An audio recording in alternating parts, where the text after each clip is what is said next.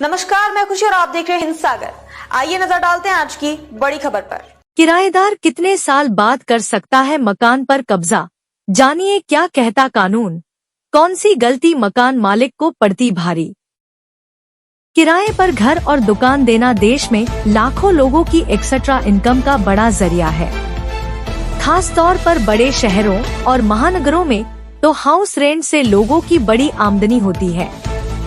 लेकिन किराए के इस खेल में खतरे भी बहुत हैं। सबसे बड़ा रिस्क है संपत्ति पर कब्जे का। दरअसल कई मकान मालिक घर किराए पर देने के बाद बेफ्रिक हो जाते हैं। बस किराएदार से टाइम पर रेंट मिलता रहे, फिर कोई टेंशन नहीं। लेकिन यह सोच किसी बुरी नियत वाले किराएदार के मामले में घातक साबित हो सकती है।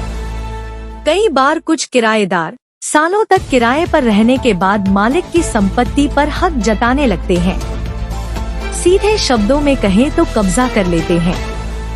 ऐसे में मकान मालिक की छोटी सी भूल बड़ी मुसीबत का कारण बन सकती है। दरअसल प्रॉपर्टी कानून में कुछ ऐसे प्रावधान हैं जिनका हवाला देकर किराएदार मकान मालिक की संपत्ति पर हक का दावा कर सकता है। ऐसे में सभी मकान मालिक को इस बात की जानकारी होना जरूरी है। किराएदार के कब्जे पर क्या कहता कानून। प्रॉपर्टी वेबसाइट 99 एकर्स की रिपोर्ट के अनुसार भारत में किराएदार लगातार 12 वर्षों तक रहने के बाद घर पर मालिकाना हक का दावा कर सकता है। इसे संपत्ति पर प्रतिकूल कब्जा कहा जाता है। प्रतिकूल कब्जे के हालात उस वक्त पैदा होते हैं जब संपत्ति पर पट्टा समाप्त हो जाता है या मकान मालिक किराया समझौते की शर्तों पर चूक कर जाता है। लिमिटेशन एक्ट 1963 के अनुसार निजी संपत्ति के स्वामित्व का दावा करने की समय अवधि 12 वर्ष है, जबकि सार्वजनिक संपत्ति के लिए इसे 30 वर्ष तक बढ़ाया गया है। किराएदार ऐसे उठाते हैं फायदा। अक्सर कुछ किराएदार मकान के खिलाफ इस कानून का फायदा उठाने की कोशिश करते हैं। इस कानून के तहत यह साबित करना होता है कि लंबे समय से संपत्ति पर कब्जा था और सबूत के तौर पर कब्जा करने वाले को टैक्स रसीद, बिजली, पानी का बिल, गवाहों के एफिडेविट की जानकारी देनी होती है।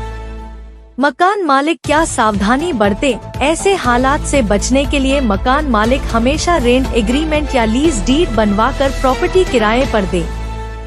रेंट एग्रीमेंट में किराए से लेकर और भी कई तरह की जानकारियां लिखी रहती हैं। चूंकि रेंट एग्रीमेंट 11 महीने का होता है, इसलिए हर साल समय पर इसका रिन्यूअल कराएं। रेंट एग्रीमेंट में छोटी सी चूक भारी पड़ सकती है। अब तक के लिए बस इतना ही। फिर होगी आपसे मुलाकात ऐसी एक और बड़ी खबर के साथ। तब तक के लिए नमस्कार और देखते रहिए हिंद सागर। ऐसे ही लेटेस्ट अपडेट्स के लिए हमारे चैनल को सब्सक्राइब करें और तुरंत नोटिफिकेशन पाने के लिए बेल आइकन प्रेस करना ना भूलें। और यदि आप हमें फेसबुक के माध्यम से देख रहे हैं तो हमारे चैनल को फॉलो जरूर करें।